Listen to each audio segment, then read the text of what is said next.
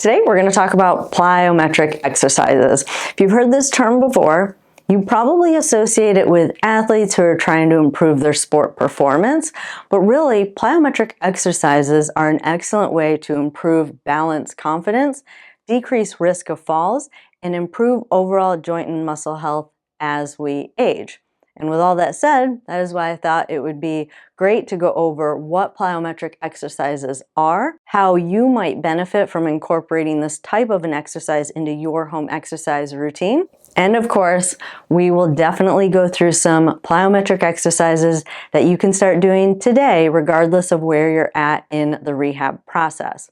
If you're new to this channel, I'm Tara. I'm a neurologic physical therapist, and on this channel we talk about anything and everything related to mobility, health, fitness, and mindset in the context of neurologic injury, with the end goal of empowering you with as many tools as possible to take ownership of your rehab and your health, with the end goal of improving your overall health, improving your independence, and improving your overall quality of life. So before we get into plyometrics, let's just talk about muscle performance in general. When we think about muscle performance, oftentimes we think about strength. So we think about how much load or how much weight can, like for instance, the bicep lift. That would be muscle strength. Now there's also another component to muscles, and that is power. And power is how quickly a muscle can move a load. So something that was more of like a power component of a muscle would be like doing a jump. That is how quickly your body or your leg muscles can withstand the force of gravity pulling down, which in this case would be the load or the force or the weight. Plyometrics kind of combine both of these. So you need to, it requires you to have adequate strength, but it also requires you to have adequate power. Now, why is this important to most of you who have some sort of a mobility issue? Well, muscle strength is good when you're maybe just walking in a straight path, but like let's say you trip and you lose your balance, now you have to resort more to the power component of the muscles to restore your balance. That's just one example, but there are a lot of examples like that. So you don't only need strength, but you also need power, or you need a muscle to be able to perform move a load quickly, right? So what a plyometric does is a plyometric exercise is some sort of an eccentric, so some sort of a deceleration, followed by a quick power movement. So I mentioned jumping earlier. A plyometric would be like doing multiple jumps. So if power just looks at exploding off of the ground, a plyometric would look at kind of hopping. So you're transitioning from an eccentric directly into a power or explosive movement. Now there's that in between where you're transitioning from eccentric to concentric, and that is where a muscle also, there is some component of muscle performance that's required in that small window, and that is how quickly can your muscle store up that energy and release it.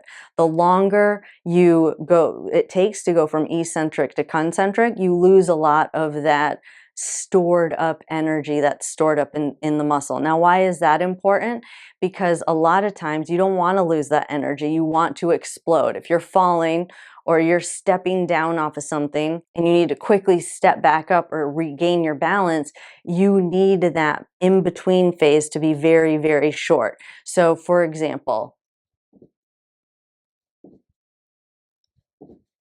I'm going from eccentric to concentric, but there is a window of time in there where it's kind of long. There's a long window between me going from the eccentric into the concentric. A plyometric, you want that, what you focus on a little bit more is that time in between. So you want it to be short. So the shorter it is, the more of that built up energy is exploding back up to get you back up off the ground. So why is all that important? Well, we need to work on all of these components and make sure that before we jump right into plyometrics, that you have the ability to accept your body weight. So your leg muscles have adequate strength to support your body weight or to withstand the force of gravity. So that's one component. You have to have good eccentric control, which I've talked a lot about in other videos. So stepping down off of a step also really, really important before diving right into a plyometric exercise. And then also there's just working on the explosive part. So how quickly can you get off the ground to get that explosive component of a plyometric exercise? So we're going to work on all three components of that. So to work the eccentric component, you're just going to start up on your toes. This is a resistance band that I have on me right here. And then you're just going to try and come down slow, right? So you're going to slow yourself down. The band is pulling you down, come up on your toes, and then just come down, right? So you're slowing yourself down against that resistance. You're fighting that resistance. So that would be kind of be like the eccentric component. Can your body slow that down, or does your leg buckle and you completely lose your balance? If that's the case, then you would want to work on this before you would kind of go on to a plyometric type of exercise. Now, if you're someone that has hemiplegia, and I've shown this in other videos, where you just kind of try and direct that force more maybe to the one leg, so you could kind of put the band on a diagonal and work it that way. But again, you're just trying to work on the deceleration component. Now, with either of those positions, once you're down, you want to explode back up and be able to control it. So you're going to come down and explode back up. So it's slow on the way down because you're trying to slow yourself down. That's the eccentric. Then you want to explode back up. Now, once you get really good at that, you can go up onto a little bit of a higher step, and you're going to go down and back up. Now, we still haven't really addressed that middle component where we want to really decrease that time. Right now, we're just working on the eccentric and converting that into concentric. So eccentric, concentric. So you want to go slow on the way down, power back up. Slow on the way down, power back up. So we're going to do that on the other side. Slow on the way down, power back up. And you do want to do this on both sides. Slow on the way down and power back up. And I would actually do it forwards and backwards as well. So slow down, power up. Slow, back up. Slow, back up. And again, even if you have hemiplegia or weakness on one side of your body, you want to do this on both legs. Back off the front and back up. So we're working the eccentric and the explosive component, the powering back up.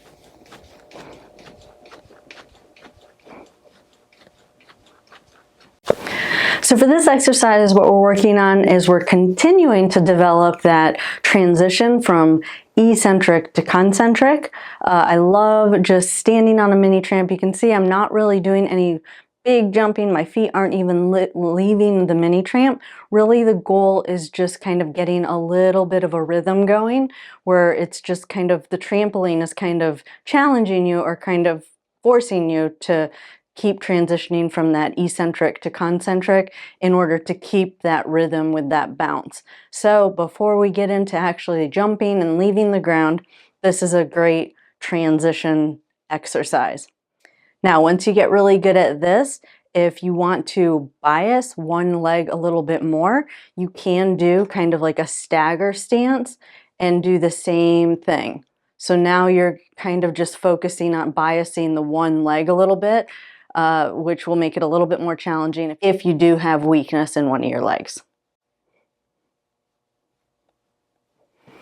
And then before we transition again into doing actual rebounding off of a hard surface, you can, once you feel comfortable on a mini tramp, you can try and get a little bit of air and try and allow your feet to leave that tramp a little bit. Again, use your judgment. There is a ton of room for error on activities like this. So please do not try anything without either working with your physical therapist first or making sure that you've really done a full risk assessment before trying something that you've never done before, especially something on a surface such as a mini tramp. Now, once you get good at that, we're going to work on a couple of exercises where you're working on that transition phase in between. So we're getting the power component, or hopefully you've mastered those and you've gotten the power component down, you've gotten the eccentric component down a little bit. Now we want to decrease that amount of time in between. So that's where you kind of want to almost react immediately to the ground.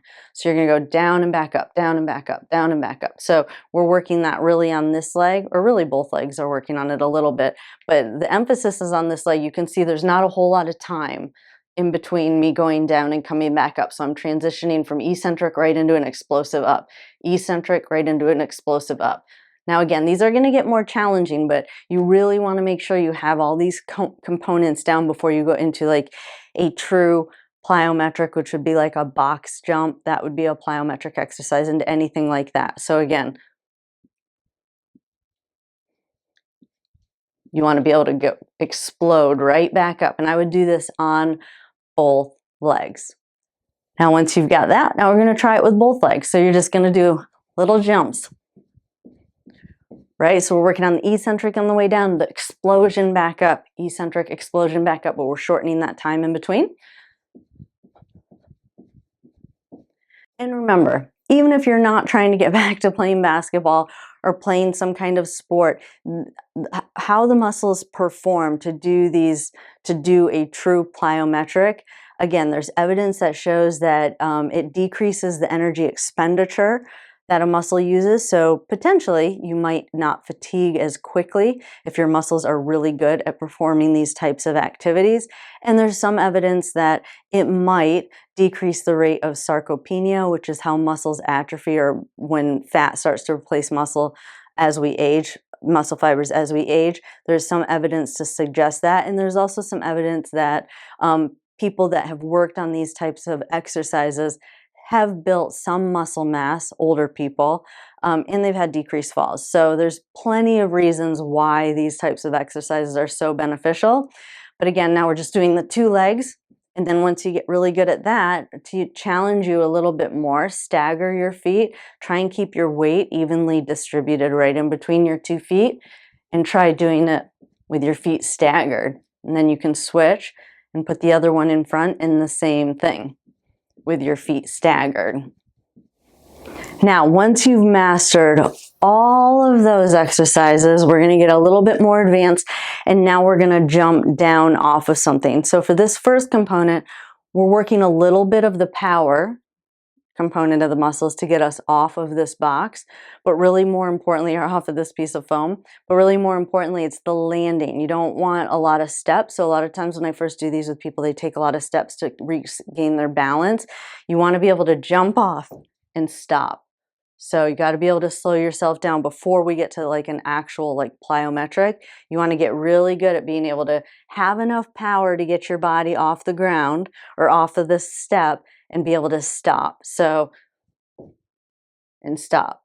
So that's more working on that eccentric control. But again, you do need the power to get off the step.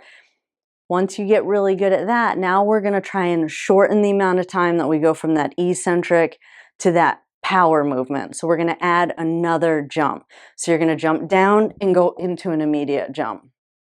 So let me show that to you again. You're going to jump down and go into an immediate jump.